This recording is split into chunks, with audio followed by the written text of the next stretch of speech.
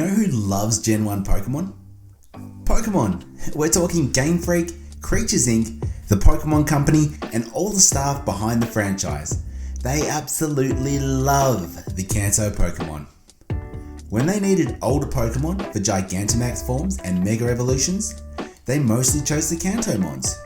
And when it came to introducing regional variants, the vast majority of them are counterparts to the original 151. But it's not just the last 3 generations where the Kanto Pokemon have been given a little extra love.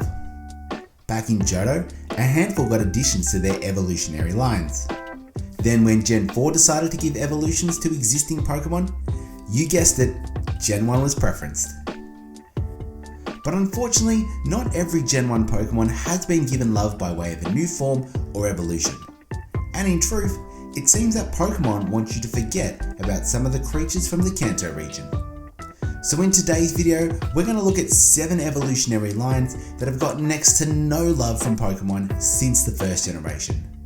With each of these, I'll discuss just how little these Pokemon have been represented across all aspects of the franchise, try to pinpoint why this has happened, and look at how likely we are to see these creatures be given a new breath of life. But before we jump into the list, let me know in the comments which Pokemon you think has gotten the least amount of love in the franchise. Oh, and a quick note, I'm going to be discussing Pokemon in some of the spin-off games and recent anime, so spoiler warning of sorts? Anyways, let's get to it. The first evolutionary line that gets no love from Pokemon is the Bellsprout line. It played a somewhat prominent role across the first 2 generations, with James having a Weepinbell in the anime and Sprout Tower being a thing in Johto. But since then, it's only been in 1 regional Pokedex, that being the Kalos Dex. So whilst you can get it in Gens 3 to 5, it's only an afterthought, and it isn't in any of those regional Pokedexes. Even with all the DLC for Sword and Shield, it still hasn't found its way into the latest game. It was previously a regular in the spin-off games too, such as Mystery Dungeon, but it didn't make its way into the latest Mystery Dungeon release. Weepinbell was a sync pair in Masters though, so it's not the end of the world. The saving grace for this line is actually the anime. In Journeys, Go caught a Bellsprout, and somehow, this grass gang has found its way to have some key moments every couple of years in the show. They aren't mainstays by any means, but at least they get some screen time, unlike some of the other Pokemon that we'll talk about. I feel that part of the reason why this line faded into the background was due to the rise of Carnivine. It took over the role of Victreebel in the anime, and it was part of the Sinnoh and Unova regional dexes where the bells were absent. Whilst they have both made appearances in Kalos, neither was seen in Alola or Galar. Going forward, I could see a regional variant of Victreebel. Maybe as a plant that's acclimatized to eating an insect of a new region. With the line being somewhat popular in the past, I think it's a prime candidate for some love in the future if Pokemon decides to continue with its recent run of rejuvenating the creatures that started it all. Mankey and Primeape were version exclusives in Gold, and after that, weren't in another regional Pokedex until Sun and Moon. Unfortunately for these furballs, they didn't get an Alolan form like many of their Kanto counterparts that had been absent for so long. In Sun and Moon, Mankey is an early route Pokemon with a decent appearance rate, so there's a chance you'll catch it and use it as an early game fighting type. Unfortunately, that's about all it's good for, because in every other title, it's found in a post-game special, like the Friend Safari. Although having a funny contribution to the original Snap, neither Mankey or Primeape made it into the new game. They were, however, able to maintain their appearance in Mystery Dungeon DX, and have shown up in Masters. Interestingly, Mankey was one of the 12 Pokemon that got an English McDonald's trading card in 2019, and it gets a trading card every year or so, which is okay comparatively. But when I think of Mankey and Primeape, I don't really jump to their presence in the games, I think of their appearances in the anime. I've actually got a sticker of Primeape with Ash's hat on my Switch Lite. Anyway, despite them being in really poor episodes, Primeape became somewhat of an iconic anime character. Unfortunately, the monkeys haven't maintained that status, only showing up every now and then over the past 20 years. Go did catch a Mankey in the anime, so we may see it pop up in the future, but Go catches everything, so I'm not holding my breath. I think what killed it for these fighters was the overabundance of monkeys that have shown up in future generations. When you've got the likes of Infernape, the Elementals and Grookey running around, there isn't much reason to give valuable deck space to this Kuriboh lookalike. I can't foresee this changing anytime soon, so I don't think there's any chance Primeape will get any love in a future title. It does have memes though, so it can't complain too much. I'm going to talk about the 5th and 4th most unloved Kanto Pokemon lines together, because they've had an almost identical pattern since their debut. That's because they're counterparts in Omanyte and Kabuto, the original fossils. Unlike the Pokemon we've discussed on this list so far, these Pokemon all made 2 regional Pokédexes, in Generation 7 and 8. However, I've put them higher up on this list because they almost seem like an afterthought. They were placed in the Ultra Sun and Ultra Moon regional Pokédexes after being omitted from the first Alolan games.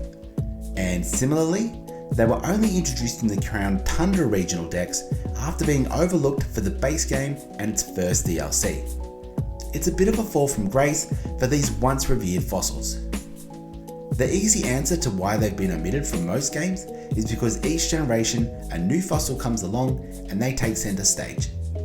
Whilst there is some truth to that, Aerodactyl found its way into the Kalos decks and picked up a Mega Evolution. So if Pokemon really wanted to give Kabutops and Omastar some love, they easily could have. But it's not just the main series games that have tried to push these fossils to the side, they seem to be absent from the franchise as a whole. Their last major anime appearance was in 2008. They haven't made it into any of the main recent spin-off games, and neither made their way into Detective Pikachu. In the trading cards, Kabutops and Omastar of late get included in the same expansions, but they're only getting new cards every 3 or so years. They've each had a rare card of such, with Omastar's coming in the form of a break in 2016, and Kabutops is coming in the form of an EX way back in 2003. Yikes. Whilst I don't think we're ever going to see regional variants of this pairing or any other fossil duos, I think they could be given some love in future titles. With the Legends game set so long ago, perhaps we may see some of these prehistoric Pokemon before their eventual extinction. I don't think it's super likely, but it would be pretty cool to see a version of Kabutops and Omastar that appears slightly different to the restored versions that we've come to know. If I had to decide which of these fossils is more unloved, I would have to say Omastar, only because Kabuto has found its way into Masters, so we'll place that line in 5th and leave Omanyte in 4th. Okay, now we're getting to the bottom of the barrel, the Pokemon they want you to forget ever existed. And when your Pokédex entry details kidnapping children, I can see why they've been sidelined. It is of course Drowzee and Hypno. Since Gen 2, these psychic human Tapairs have only been included in the Alolan regional Pokédex, but unlike Muck and others, they didn't get a regional variant. In Sun and Moon, they appear on the same route as Abra, which is a little rough, given most players are going to choose an Abra over a Drowzee for their casual playthrough. Even its other psychic humanoid counterpart in Jinx has made its way into more regional Pokédexes, showing up in Kalos and Galar, even after it got a pre-evolution in Gen 2. Whilst the Tapair is a great animal to draw inspiration from, perhaps Hypno and Drowzee are just too humanoid, and as such, get cast aside for more popular human-like psychic creatures in Gardevoir, Alakazam and Gothitelle. In Drowzee's defense, it had some cool things to do in the Gen 4 Mystery Dungeon games, and it made its way back into Mystery Dungeon DX. However, it was overlooked for Snap and Masters, and doesn't seem to have much prominence in any other spin-off title. A trend I've noticed with a few of these unloved Pokemon is that the Journey series anime may be subtly including these Pokemon so that they aren't completely forgotten. Once again, Go caught a Drowzee, but it hasn't played a recurring role. Prior to this, Drowzee or Hypno pops up here and there to do something about once every new series in the anime. Perhaps after their dreadful debut, that's for the best. As I alluded to earlier, I feel that Drowzee and Hypno have been cast aside because they don't have the same appeal as other human-like psychic Pokemon. If they are to get some future love, which I really hope they do, I think it would need to lean more into the taper aspect of its design. Perhaps if we got a region based off South or Central America, we may get a neat regional form that adds a type and gives these hypnotists some much needed flair. The second most unloved Kanto Pokemon line is Paras and Parasect. Yet again, aside from the first two generations, it's only found its way into the Alolan regional decks. And yes, Go did catch them in Pokemon Journeys. It's become a far too familiar pattern. But Paras and Parasect have done next to nothing else. Even with the plethora of spin-off games, they've only been included in games where every Pokemon is featured. They haven't made it into Snap, Masters, Pokken, or Mystery Dungeon DX. Even in the anime, prior to Go's crusade to catch all the Gen 1 rejects, Parasect hadn't played a major role since the Ruby and Sapphire series. That's over 15 years ago. Even then, the Kanto bugs haven't been reoccurring characters since being caught in Journeys. Even in the TCG, there have only been 12 different Parasect cards across 25 years, none of which have been a special card. That's not much at all compared to Bellsprout, another grass type on this list, who has 16 different cards, including some special ones. So where has it all gone wrong for the Parases? It's hard to tell, but perhaps with all the future insects and mushroom Pokemon designed in subsequent generations, there wasn't really a place for Paras. It only shares its typing with the forgettable Leavanny line and one of those Wormaderms, so that doesn't seem to be a reason keeping it out of a regional dex. But will it ever get some future love? Potentially? Surely with the parasitic nature of the Pokemon, there's room to expand the lore with an additional evolution. It's something that would be interesting to see, but I don't really care too much for this creature, and I get the sense that not many people do. Obviously Pokemon doesn't, because they are giving it as little screen time as possible.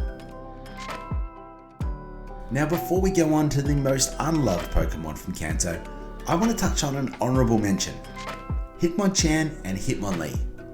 Their evolutionary family doubled in Gen 2, which was really cool to see, but then nothing else happened until Gen 8. They weren't in any regional decks, which surprised me as I thought they would have been in a lot more. None of the Pokemon we've discussed had to wait that long between games to be included in a regional Pokédex, so I thought it was worth mentioning here. Anyway, let's get to number 1. So every Pokemon discussed here has been included in at least one regional Pokédex, even if it was for the Sword and Shield DLC or Alola, which seems to give a lifeline to many forgotten Pokemon. But there is one Kanto Pokemon line that has not been in a regional Pokédex since Johto. A Pokemon line that doesn't even have a Pokédex entry since Generation 6. And these unfortunate, unloved creatures are Venonat and Venomoth. I have no idea what the Veno line did to deserve their exclusion, but it must have been pretty bad. I mean, things started well. Venomoth was in Sabrina's team in blue and red. Okay, wait, maybe that was a red flag when the Psychic Gym Leader had a bug type. Anyway, it then became Koga's ace in yellow before becoming Janine's in silver, and then gone, never to be seen in a new main series title. Unless you traded it in or encountered it through some post-game gimmick. If it wasn't for the Gen 1 and Gen 2 remakes, you could easily forget this Pokemon ever existed. It's also been given a backseat when it comes to the spin-off titles. Whilst it is in Masters EX, it isn't as a main sync pair. For those that haven't played that game, basically all the gym leaders and key NPCs have a partner Pokemon, typically the one they had in the main games. Venomoth was Janine's ace in the main series, but it's been replaced with Ariados in Masters. It's also not in any of the limited Pokemon spin-offs, so if they're looking to cut mods for a game, you can bet that the Venos are one of those getting the chop. The bugs have been shafted in the trading card game as well. In the past 10 years, they've only been included in 2 separate TCG sets, one in 2014 and one in 2019. Surprisingly, in 2019, they released 2 different Venonat cards and 2 different Venomoth cards, with one of those Venomoths being a rare GX card. Yes, the card was garbage, but at least it got something. But when you consider that they release 3 to 5 sets a year, most of those having at least 100 or more different Pokemon, it's clear to see that Venomoth isn't rated too highly within Pokemon's inner circles. Then there's the anime, and of course, you know where this is going. Go is out here saving the day once again, having caught both of these Pokemon in journeys. What would we do without him? But look, prior to this, the Venos didn't have a major appearance in the anime since 2009. So what can we make of all this? Venonat and Venomoth's exclusion across the franchise indicates that they aren't the most popular Pokemon. But why? It's almost as if the Pokemon had some controversy surrounding it, but I haven't been able to find anything. Maybe it's just a really forgettable Pokemon. Or perhaps Pokemon just got carried away with the butterflies and moths, and there just isn't any room for the original purple bugs. But with new games on the horizon and endless optimism, will Venomoth and Venonat be given any love at all? Potentially. Whilst the butterfly and moths have been done to death, Venonat still has some uniqueness to it as a parasitic flea. I could see this creature getting a regional evolution similar to Alolan Marowak. If the furball can grow wings and fly, I'm sure the brains trust in the design team can think of some way to revitalize this unwanted Kanto fiend. Perhaps it can morph into some hideous abomination that plagues a future region. But what do you think? Reckon any of these unloved Kanto Pokemon will ever be treated with a new form or evolution? Let me know in the comments. Thanks for watching this video. If you enjoyed it, please give it a like and share it with a friend. I post weekly Zelda and Pokemon videos, so if that's your jam, consider subscribing. I've got different Pokemon analysis videos planned for the future, but if you want to see another underloved or even most loved style video, let me know. And that's it. I hope you stay safe, stay kind, and I'll see you next time on the Hungry Heracross.